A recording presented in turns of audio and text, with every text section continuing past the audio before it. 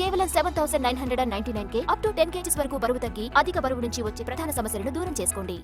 Granite పరిశ్రమ సంక్షోభంలో పడింది. ఇప్పటికే ఎగుమతులు లేక ఇబ్బందులు పడుతున్న పరిస్థితి.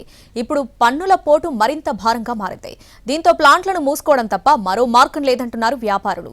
కరీంనగర్లో గ్రానైట్ పరిశ్రమల గడ్డు పరిస్థితిపై ఎన్టీవీ రిపోర్ట్. రాజస్థాన్, గుజరాత్ తర్వాత గ్రానైట్ పరిశ్రమకు కరీంనగర్, ఖమ్మం, వరంగల్ జిల్లాలు పెట్టింది పేరు. ముఖ్యంగా కరీంనగర్ గ్రానైట్ కి అంతర్జాతీయ మార్కెట్లో మంచి పేరుంది. ఇక్కడి నుంచి చైనా, హాంకాంగ్, తైవాన్ తదితర దేశాలకు గ్రానైట్ ఎగుమతవుతుంది. అయితే కొన్నేళ్లుగా కరీంనగర్ గ్రానైట్ పరిశ్రమకు గడ్డుకాలం దాపురించింది. కరోనా తర్వాత మొదలైన మాంద్యం గ్రానైట్ ఎగుమతులపై తీవ్ర ప్రభావం చూపుతోంది. ఇది చాలదన్నట్లు ప్రభుత్వం పన్నుల భారం మోపడాన్ని గ్రానైట్ పరిశ్రమ వర్గాలు జీర్ణించుకోలేకపోతున్నాయి. కరీంనగర్ గ్రానైట్ పరిశ్రమ ద్వారా ఏటా 5 కోట్ల రూపాయల వ్యాపారం జరుగుతుంది. సీనరేజీ నుంచి జీఎస్టీ వరకు ప్రభుత్వాలకు ఆదాయం సమకూరుతుంది.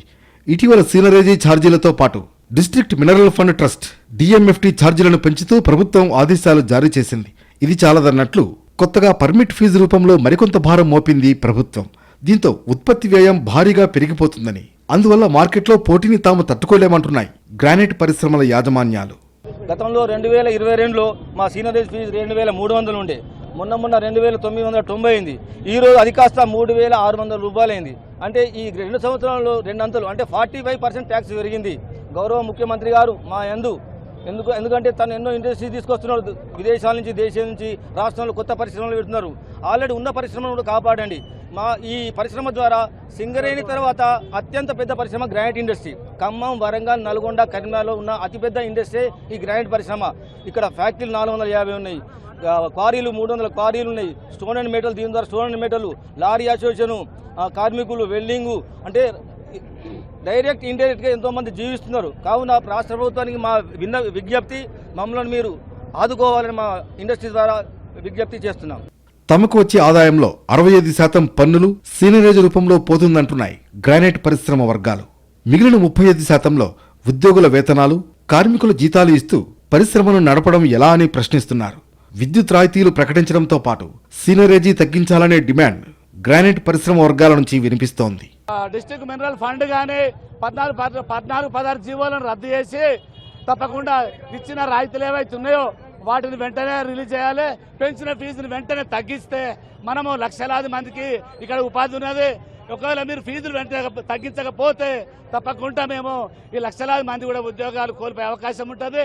గ్రానైట్ వ్యవస్థ కూడా ప్రభుత్వానికి వచ్చే ఆదాయం కూడా తగ్గిపోతుందని చెప్పేసి 14-16 జీవోను రద్దు చేసి పెంచిన ఫీజులను ఏదైతే తగ్గించేసి తొందరనే రాయితీలు వెంటనే ఇండస్ట్రీకి ఇచ్చే రాయితీలని వెంటనే విడుదల చేయాలని కోరుకుంటున్నాను. ఉమ్మడి కరీంనగర్ జిల్లాలో గతంలో 400 వరకు గ్రానైట్ పరిశ్రమలుండేవి. కానీ ఇప్పుడు 100లోపే నడుస్తున్నాయి. ముఖ్యంగా ఎగుమతులు లేక ఈ పరిశ్రమలు మూతపడుతున్నాయి.